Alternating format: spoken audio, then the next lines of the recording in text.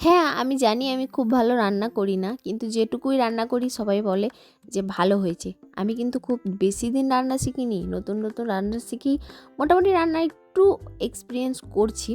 তার মধ্যেই সেইগুলোই আপনাদের শেয়ার করছি। আজকে করব চিকেন রান্না। চিকেন রান্না অনেক জনায় অনেক পদ্ধতিতে করে। বাট আমার পদ্ধতিটাও একটু আপনারা দেখে নেন। কেমন লাগে অবশ্যই ট্রাই করে দেখবেন।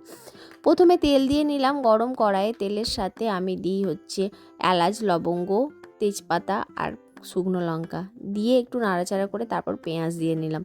চিকেনগুলো ছোট ছোট করে কেটে, বেশি বড় বড় আমি চিকেন কাটি না, সলিড পিস হলে তো আরও ছোট ছোট কাটি, তাহলে মশলাপাতি ভালো করে ঢোকে। পেঁয়াজটা ব্রেস্তা করে দিয়েছি, চিকেনটা ভালো করে ধুয়ে নিয়েছি। পেঁয়াজটা এরকম লাল লাল করে হালকা ব্রেস্তা মতো হলে কি চিকেনটা লাল হয়, চিকেন রান্নাটা একটু ব্রেস্তা মতো করে দিয়েছি। ওইদিকে ব্রেস্তা হচ্ছে আর এদিকে আমি আদার সাথে হচ্ছে নুন, জিরে, ধনে, লঙ্কা গুঁড়ো, হলুদ গুঁড়ো সব কিছু একসাথে মিক্সড করে রেখে দেবো একটুখানির জন্যে। মিক্সড করে রেখে দিলে আমি এইভাবে করি, জানি না কি কারণ কি না, আমার ভালো লাগে এইভাবে করতে। মশলাটা মনে হয় আমার বেশ তৈরি হয়ে যায়। আমরা তো বাটা মশলা খাই না, গুঁড়ো মশলা। বাটা মশলা যখন খাই, বাটা মশলা তো অবশ্যই ভালো, বাট গুঁড়ো মশলাকেও এরা মিক্স করলে বাটা মশলার মতো একটা ফ্লেভার দেয়। দিয়ে দিলাম মশলাগুলো। ব্রেস্তা যেহেতু হয়ে গেছে, তারপর এবার মশলাটাকে ভালো করে কষিয়ে নেবো ব্রেস্তার সাথে। আর এই সময় দেখবেন পেঁয়াজগুলো পুরো গলে যাবে একদম। না হলে পেঁয়াজটা যদি গোটা গোটা থাকতো না, তাহলে আমার চিকেনটা ভালো লাগে না। এটা আমার মনে হয়, আপনারাও ট্রাই করে দেখবেন, অবশ্যই ভালো লাগবে। তারপরে একটু মশলাটা কষিয়ে গেলে, তেল বেরিয়ে গেলে চিকেনগুলো দিয়ে দিব। চিকেন দিয়ে ভালো করে ঘাঁটিয়ে নেব। দিয়ে তারপরে এবার ঢাকা দিয়ে দেবো, যাতে চিকেন থেকে যেটুকু পানি বেরোনোর বেরিয়ে যাবে। তো আমি ভালো করে ঘাঁটিয়ে নিচ্ছি, ঘাঁটিয়ে নিয়ে ঢাকা দিয়ে দেবো। ঢাকা দিয়ে এই যে আমি একবারে প্রিপেয়ার করে নিলাম, করে নিয়ে ঢাকা দিয়ে দিচ্ছি। চিকেন আমি অনেক রকম পদ্ধতি রান্না করি, এটা একটা পদ্ধতি আপনাদের সাথে শেয়ার করছি। তারপরে চিকেনটা ঢাকা দিয়ে তোলার পর কষিয়ে নিয়ে তারপর আমি চিকেন কারি মশলাটা দিয়ে দিচ্ছি। চিকেন কারি মশলাটা অবশ্যই অপশনাল, আপনারা দিতেও পারেন, না দিতেও পারেন, তবে মশলাটা দিলে একটা আলাদা ফ্লেভার আসে।